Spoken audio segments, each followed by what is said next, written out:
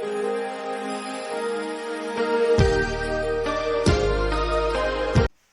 Everyone, how are you? I think you are fit and fine and now welcome again on my YouTube channel जिसका नाम है maths elevation for every student. So now today in this video we will discuss about the properties remaining properties of definite integral. In previous video you saw approximately 3 properties, okay, and now today we will discuss 4 5 6 and 7 and so on. तो आज हम इस video में definite integral की जो भी properties बची हुई है उसका डिस्कशन करेंगे। बहुत इंपॉर्टेंट है आज का वीडियो आप लोगों के लिए, क्योंकि आज जो मैं प्रॉपर्टीज बताने जा रहा हूं ये प्रॉपर्टीज से मैक्सिमम इंटीग्रल के क्वेश्चंस हो जाते हैं। तो अगर आपको ये सारी प्रॉपर्टीज सीखनी है तो आपको वीडियो को शुरू से लेकर लास्ट तक देखना होगा, एक एक पॉइंट पर ध्यान देना होगा और इन प्रॉपर्टीज पर डिपेंडेंट क्वेश्चंस को करना भी होगा, जिससे आपको ये प्रॉपर्टी अच्छी तरह से समझ में आ जाए। So now we will start from property number 4। हम प्रॉपर्टी नंबर 4 से स्टार्ट करेंगे। अब देखिए प्रॉपर्टी नंबर 4 क्या है ये तो मैं अभी आपको बाद में बताऊंगा, पहले इसका महिमा मंडन मैं कर लेता हूं। प्रॉपर्टी नंबर 4 को मैं कहूं कि it is a king of all properties, तो कोई अतिशयोक्ति नहीं होगी, क्योंकि इस प्रॉपर्टी से इंटीग्रेशन के, खासतौर पे डेफिनेट इंटीग्रेशन के बहुत सारे क्वेश्चंस हम कर सकते हैं। Approximately from my experience 80 to 90% questions इस प्रॉपर्टी नंबर 4 से हो ही जाते हैं। रिमेनिंग क्वेश्चन प्रॉपर्टी 3 से हो जाते हैं, प्रॉपर्टी 5 से हो जाते हैं, 6 से हो जाते हैं, वो तो हम अभी देखेंगे, लेकिन मैक्सिमम क्वेश्चन प्रॉपर्टी नंबर 4 से हो जाते हैं। प्रॉपर्टी नंबर 4 की खास बात क्या है पता है आपको? प्रॉपर्टी नंबर 4 आप किसी क्वेश्चन में अप्लाई करो, क्वेश्चन को कोई नुकसान नहीं पहुंचाती। क्वेश्चन अगर फायदा नहीं पहुंचा रही तो क्वेश्चन अपने वापस से अपने ओरिजिन फॉर्मेट में आ जाता है, यानी अपने मूल रूप में वापस से क्वेश्चन हमें मिल जाता है। क्वेश्चन को कोई ज्यादा नुकसान नहीं हो पाता, बस केवल टाइम का लॉस हमें हो जाता है। तो कोई बात नहीं, प्रॉपर्टी 4 आपको क्वेश्चन देखते ही समझ में आ जाएगी कि किस क्वेश्चन में हमको प्रॉपर्टी 4 यूज करनी चाहिए। तो पहली बात, ये प्रॉपर्टी किंग ऑफ प्रॉपर्टीज है। सारी प्रॉपर्टीज की किंग मान लो, सुपर किंग मान लो, सुपरस्टार प्रॉपर्टी मान लो, कुछ भी नाम दे लो इस प्रॉपर्टी को, लेकिन आपको ये प्रॉपर्टी आज इस वीडियो में सीखनी ही सीखनी है। प्रॉपर्टी नंबर 4, तो क्या है इस प्रॉपर्टी का मूल स्वरूप, क्या है इस प्रॉपर्टी के अंदर? तो देखिए ये लिमिट है lower limit a to b, upper limit है b, ये हमारा फंक्शन हो गया fx dx। तो अकॉर्डिंग टू दिस प्रॉपर्टी, ये प्रॉपर्टी ये कहती है कि अगर आप x को a plus b minus x से रिप्लेस कर दें तो कोई इफेक्ट इंटीग्रेशन पर नहीं आएगा। ये ध्यान देने की बात है। हमने क्या किया यहाँ पर, रिप्लेस कर दिया x को, किससे कर दिया? लोअर लिमिट प्लस अपर लिमिट माइनस x से। और इसी प्रॉपर्टी का जो सेकंड फॉर्मेट है, जो मैक्सिमम आप काम में लोगे, वो है 0 to a fx dx। तो जिस भी क्वेश्चन की स्टार्टिंग लोअर लिमिट की 0 से, अपर लिमिट कुछ भी हो, तो आप ये प्रॉपर्टी 4 अप्लाई जरूर कीजिएगा।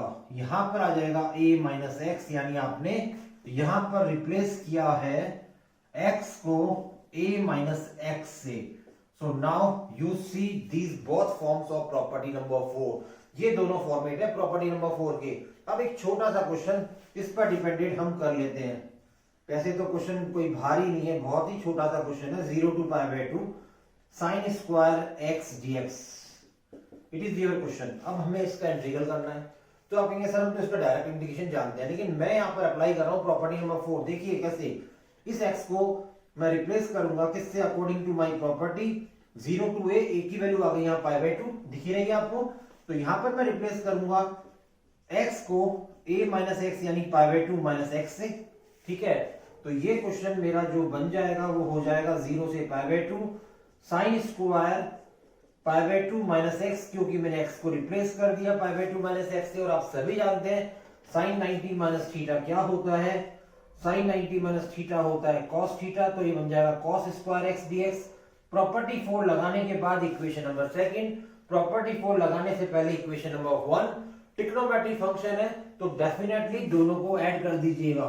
ट्रिग्नोमेट्रिक फंक्शन में दोनों इक्वेशन को प्रॉपर्टी नंबर 4 लगाने से पहले और बाद वाली इक्वेशन को ऐड कर दीजिएगा। तो ये बन जाएगा 2i, यहाँ पर है 0 से π/2, इक्वेशन नंबर 1 के अकॉर्डिंग यहाँ पर है sine square x, equation number 2 में कॉस स्क्वायर x, और dx हमने ले लिया कॉमन दोनों इक्वेशंस के अंदर से। अब आप जानते हैं sine square x plus cos square x क्या होता है? इट इज योर 1, ये हो जाएगा आपका 1 तो यहां बच जाएगा ओनली dx और dx का इंडिकेशन होता है x। अब हम लिमिट्स सब्स्टिट्यूट कर देंगे। लिमिट्स के बारे में आप जानते हैं, upper limit minus lower limit होता है, and finally you will get your answer I is equal to π/4, जो आपका इस क्वेश्चन का रिक्वायर्ड आंसर है। तो ये एक बेसिक क्वेश्चन था जो प्रॉपर्टी नंबर 4 पर डिपेंडेड है। आपको समझ में आ गया होगा। बात क्या ध्यान रखने की है कि प्रॉपर्टी नंबर 4 से पहले जो इक्वेशन है और प्रॉपर्टी नंबर 4 लगाने के बाद जो इक्वेशन है, उन दोनों को आपने ऐड किया है। It is your trigonometric function. तो मैक्सिमम ट्रिग्नोमेट्रिक फंक्शंस में इन दोनों इक्वेशंस को हम हमेशा ऐड ही करते हैं। Okay, so now let's see this question again and take the screenshot also. अब देखिए, दिखने में आपको यहाँ पर ये 6 क्वेश्चन नजर आ रहे हैं, लेकिन ये 6 क्वेश्चन नहीं है। These are infinite question. मैं यहाँ पर ये कहूंगा कि ये इनफाइनाइट क्वेश्चंस है। क्यों? क्योंकि हर क्वेश्चन में n जो आपको दिखाई दे रहा है, स्मॉल n जो आपको ये दिखाई दे रहा है, it is any rational number. आप कुछ भी रैशनल नंबर यहाँ पर सब्स्टिट्यूट कर सकते हो n की जगह पर। तो आपको एक एक क्वेश्चन यहाँ पर इनफाइनाइट क्वेश्चन की तरह वर्क करता हुआ दिखेगा। मैं आपको इनमें से कोई भी एक पैटर्न का क्वेश्चन सॉल्व करके दिखाता हूँ। आप देखेंगे इन सभी 6 पैटर्न के क्वेश्चन का जो आंसर आएगा वो सेम आएगा, और वो आएगा π/4। चाहे आपका ये फॉर्मेट हो, चाहे ये फॉर्मेट हो, इन 6 में से कोई से भी फॉर्मेट का आंसर आप उठाकर देखेंगे तो आंसर सबका π/4 ही आएगा। कैसे आएगा, अब मैं इसको सॉल्व कराता हूँ। सपोज करिए पार्ट 6 हम यहां पर सॉल्व कर रहे हैं।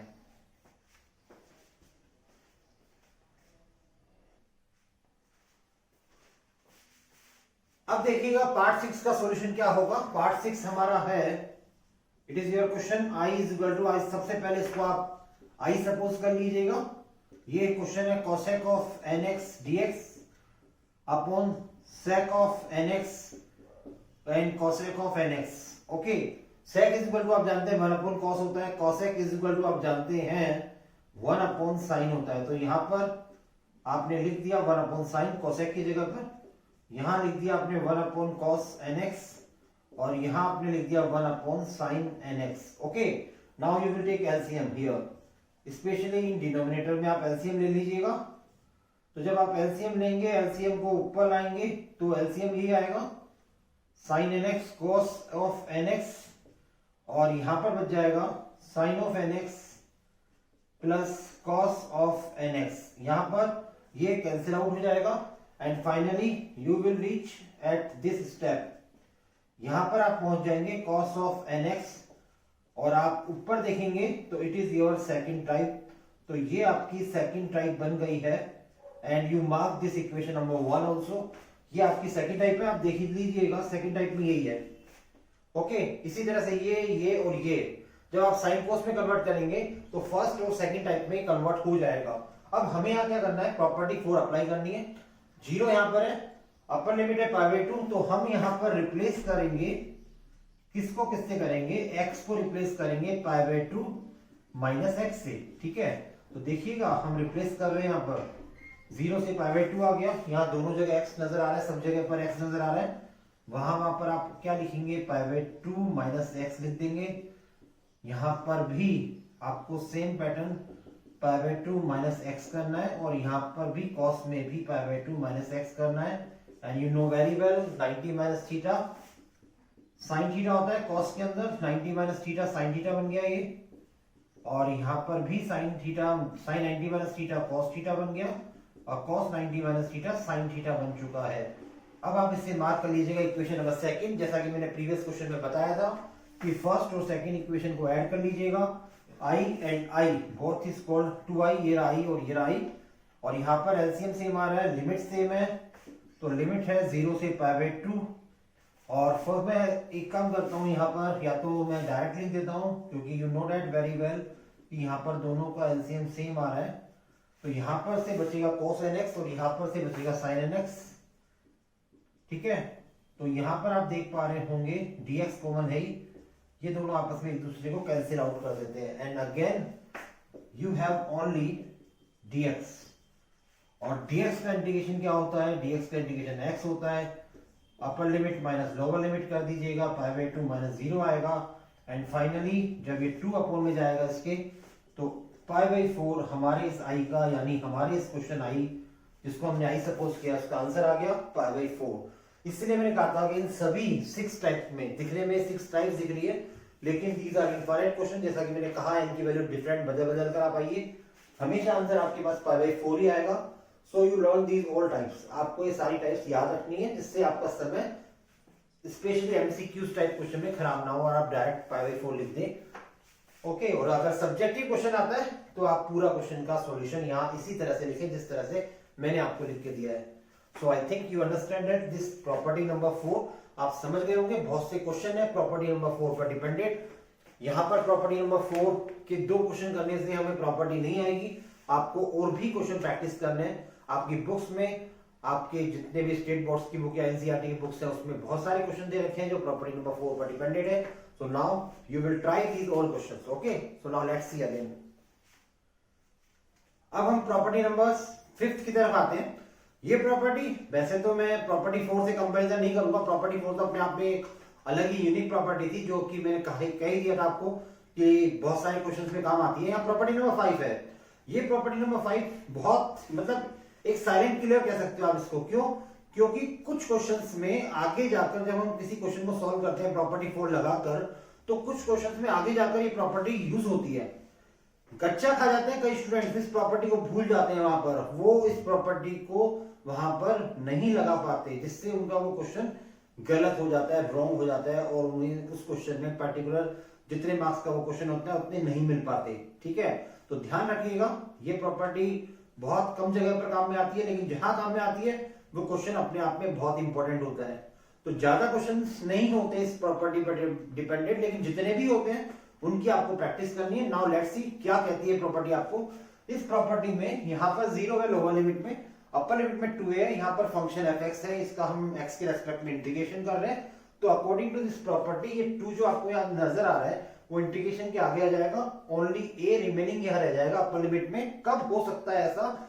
जब इस कंडीशन को ये फंक्शन सेटिस्फाई करता हो, यानी अगर आपने x को 2a - x से रिप्लेस कर दिया और वापस fx आ जाए, तब ऐसा हो सकता है। और अगर बाई चांस कैलकुलेशन में -fx आ जाए, देन यू आर लकी, तो सीधा आंसर 0 अंडा आ जाता है, अगर ऐसा हो जाए तो। अब ये ऐसा कहां होता है वो तो क्वेश्चन हम करेंगे तो पता लगेगा। अभी मैं आपको एक एग्जांपल से इसको क्लियरिफाई कर देता हूं। एग्जांपल है I = 0 to pi, it is your sec square x dx upon a square plus b square tan square x।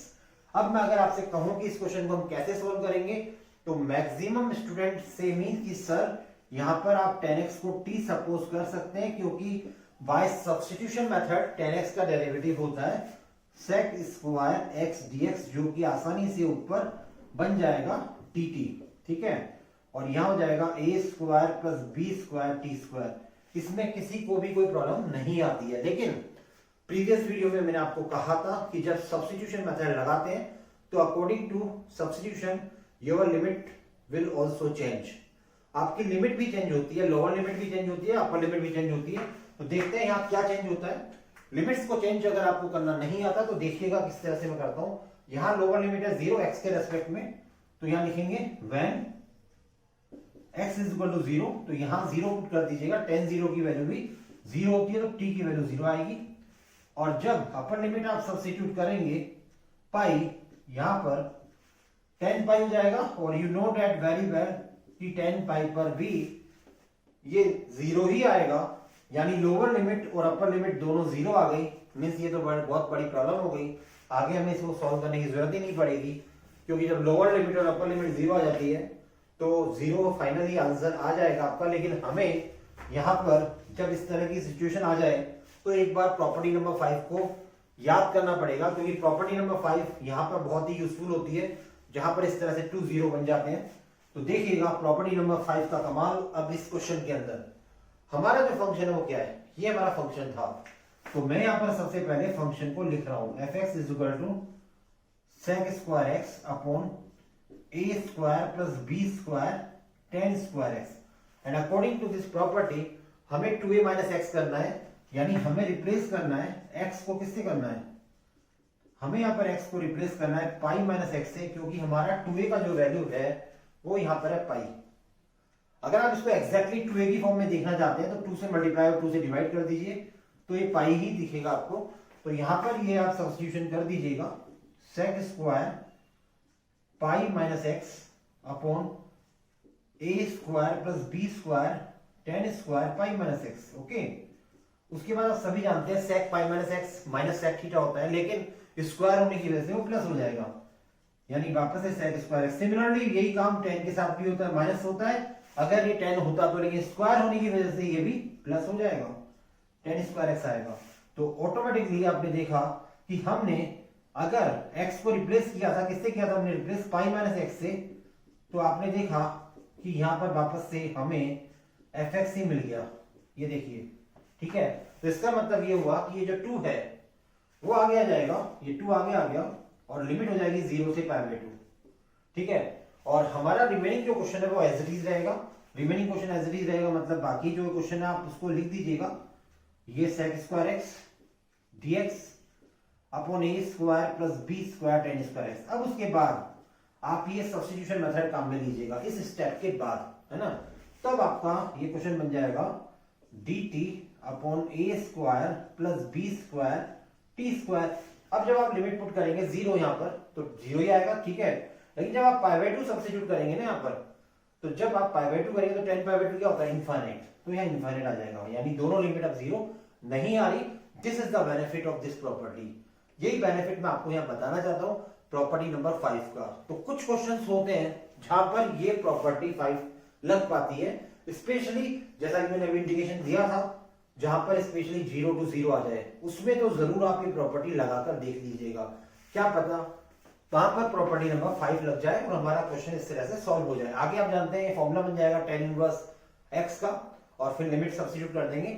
आगे तो हम इस क्वेश्चन को सॉल्व कर लेंगे। मैं आपको इस क्वेश्चन के थ्रू बस केवल इतना सा बताना चाहता था कि प्रॉपर्टी नंबर 5 किस तरह से यूज होती है, जो आपने देख ली। Okay, now let's see again this property. अब हम चलते हैं प्रॉपर्टी नंबर 6 की तरफ। प्रॉपर्टी नंबर 6 मेरी तरफ से ये अंतिम प्रॉपर्टी होगी, लास्ट प्रॉपर्टी होगी। इस प्रॉपर्टी में जैसा कि आपको इस प्रॉपर्टी में बिल्कुल साफ साफ नजर आ रहा है कि लोअर लिमिट और अपर लिमिट सेम है, बस माइनस प्लस का फर्क है, तो ऑटोमेटिकली पहचान में आने लायक प्रॉपर्टी है, ऐसा इसमें कुछ छुपा हुआ नहीं है। Lower limit upper limit same होगी, माइनस प्लस का साइन होगा, ये फंक्शन है, एक्स के रेस्पेक्ट में आप इंटीग्रेशन कर रहे हो। अब देखिए 2 आगे आ गया और ये लिमिट हो गई माइनस ए की बजाय 0 to a। It is very important for अस। और ये कब हुआ, जब fx इवन फंक्शन है। अगर आपको इवन फंक्शन आता है तभी आप इस 2 को आगे लाइएगा, लिमिट को 0 से ये करिएगा। लेकिन अगर आपका फंक्शन ओड है तो आप इसका आंसर डायरेक्टली 0 लिख सकते हो। तो अब मेरा क्वेश्चन आपसे, क्या आप जानते हैं क्या इवन फंक्शन क्या होता है और ओड फंक्शन क्या होता है? तो आई थिंक मेरे को कुछ आवाजें आ रही है आपकी तरफ से, कुछ स्टूडेंट कह रहे हैं सर हाँ हम जानते हैं, कुछ स्टूडेंट कह रहे हैं नहीं सर प्लीज बता दीजिए। तो ठीक है, मैं आपको बताता हूं कि क्या होते हैं, छोटा सा इंट्रोडक्शन देता हूं कि इवन फंक्शन और ऑड फंक्शन क्या होते हैं। तो now let's see even function. Even हो या ओड हो, दोनों ही टाइप के फंक्शन में जो आइडेंटिफिकेशन का प्रोसेस है वो सेम ही होता है। यानी किस तरह का आइडेंटिफाई या किस तरह का प्रोसेस होता है, आप x के रिप्लेस पर माइनस एक्स पुट करिएगा, अगर माइनस का साइन बाहर नहीं निकलता तो इवन फंक्शन, अगर आप x के रिप्लेस पर माइनस का x सब्स्टिट्यूट करेंगे और माइनस का साइन बाहर आ जाए तो ओड फंक्शन। अब देखिए एग्जांपल, जैसे मानिए आपके पास कोई फंक्शन है fx is equal to x square और आपने x के रिप्लेस पर माइनस एक्स को सब्स्टिट्यूट कर दिया यहां पर, ठीक है, तो ये आ गया हमारा वापस से एक्स स्क्वायर, यानी वापस से fx आ गया, यानी इस माइनस का कोई इफेक्ट यहां पर नहीं आ रहा।